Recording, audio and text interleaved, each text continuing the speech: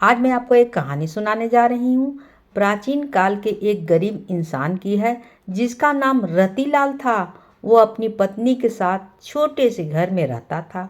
रतिलाल दैनिक भिक्षा मांगने जाया करता था और जो कुछ भी मिलता उससे अपना और अपनी पत्नी का जीवन यापन किया करता था। एक बार सारा दिन भिक्षा मांगने के बाद उसे केवल एक मुट्ठी चावल हाथ लगे और वह अपने घर पहुंचा तो उसकी पत्नी दुखी होकर बोली, घर में तो अनाज का एक दाना भी नहीं बचा है और आप एक मुट्ठी ही चावल लाए हैं। भला इससे कैसे हम अपना पेट भर सकते हैं। वह थक कर हार कर घर में बैठा हुआ था कि द्वार पर एक भिक्षुक आ जाता है और वह कुछ खाने के लिए मांगता है। रतिलाल धर्म संकट में फंस जाता है। अब वह एक मुट्ठी चावल अपनी पत्नी को दे या सामने खड़े भिक्षु को दे, समझ में उसको नहीं आ रहा था।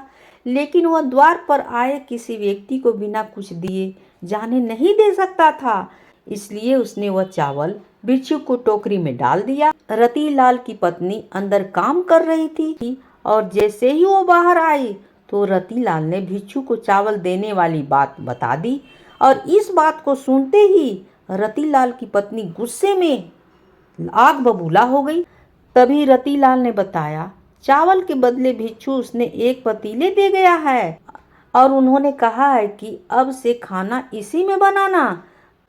क्या इस पतीले में मैं पानी उबाल दूं आपके लिए, क्योंकि अनाज तो है नहीं और जो भी आप लाए थे उसको भी दान दे दिया।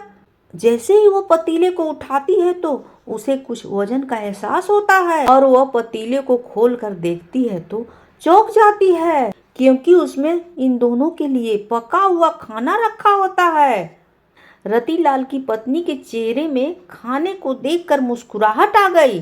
दरअसल उसने कई दिनों से ठीक से खाना नहीं खाया था, लेकिन रतिलाल यह नहीं समझ पा रहा था कि वह भिक्षु तो उसे खाली पतीला देकर गया था, तो इसमें खाना कहाँ से आ गया।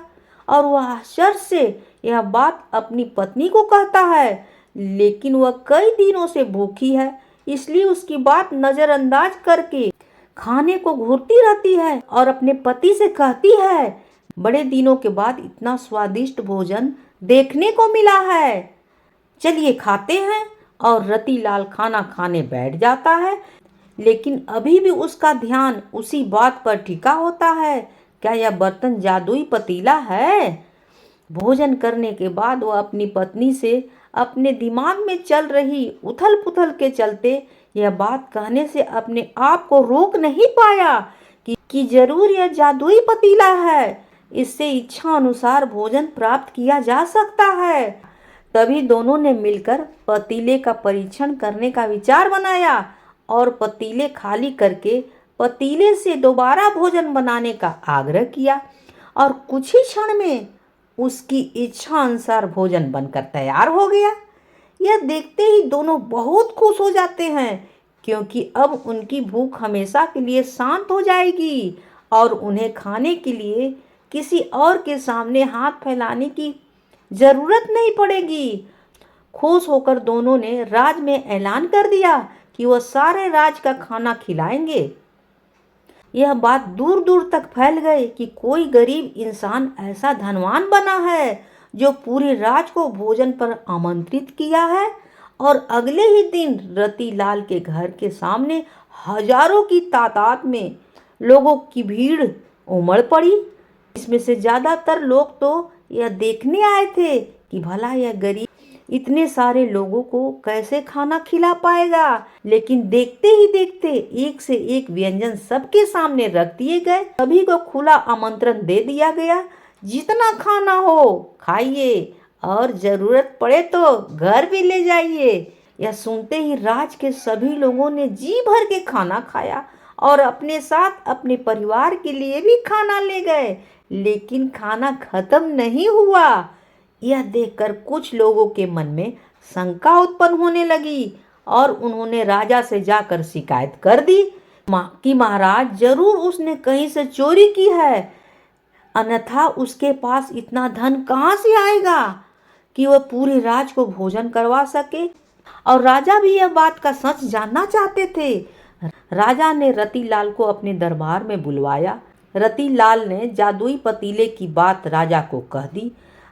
राजा के मन में पतीले की बात सुनते ही लालच आ गया और उसने रतिलाल से वह पतीला प्राप्त कर लिया। राजा के मन में पतीले की बात सुनते ही लालच आ गया। उसने रतिलाल से वह पतीला प्राप्त कर लिया, लेकिन राजा के हाथ में पतीला आते ही बेअसर हो गया। राजा को लगा कि जादुई पतीले की बात झूठी है और उसने रतिलाल को गिरफ्तार कर लिया और उस पर चोरी का आरोप लगा दिया। रतिलाल सबके सामने चिल्लाता रहा, मैंने चोरी नहीं की, लेकिन उसकी बात पर किसी को यकीन नहीं था। राजा ने आदेश दिया कि रतिलाल का पतीला नदी में विसर्जन कर दिया जाए और रतिलाल जब तक अपनी चोरी की गलती की स्वीकार नहीं कर ले तब तक इसे कारागार में ही रखा जाए। और जैसे ही पतीले को पानी में विसर्जन किया जाता है, राजा के महल में चारों तरफ पानी बहने लगता है और देखते ही देखते राजा का महल पानी की बाढ़ से डूबने लगता है। राजा अचानक अपने महल की ऐसी स्थिति को देखकर घबरा जाता है कि यह कैसे हो रहा है। उसे समझ में नहीं आता है कि यह कैसे हो रहा है। तभी वह अपने राज के ज्योतिषियों से चर्चा करता है और आचार्य उसे बताते हैं कि तुमने एक निर्दोष व्यक्ति को कारागार में डालकर अपराध किया है, इसलिए आपके महल की यह स्थिति हो गई है।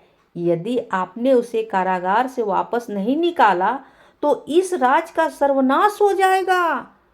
उसे आभास होता है कि उससे अधार्मिक कार्य हुआ है और वह भागते हुए रतिलाल के पास जाता है और हाथ जोड़कर कहता है, मुझे क्षमा कर दीजिए, मुझसे बहुत बड़ी भूल हो गई है, मेरे महल को बचा लीजिए।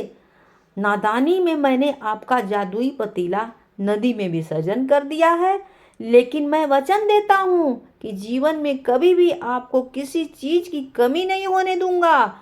और जैसे ही राजा ने रतिलाल को कारागार से बाहर निकाला, महल में जल का स्तर कम होने लगा। राजा ने रतिलाल को बहुत सी दौलत भेंट की और उसे अपने शाही रथ से उसके घर भिजवाया और एक जादुई कहानी का अंत हो गया। कहानी अच्छी लगे तो please like, share and subscribe जरूर कीजिएगा। कहानी होती है समाप्त।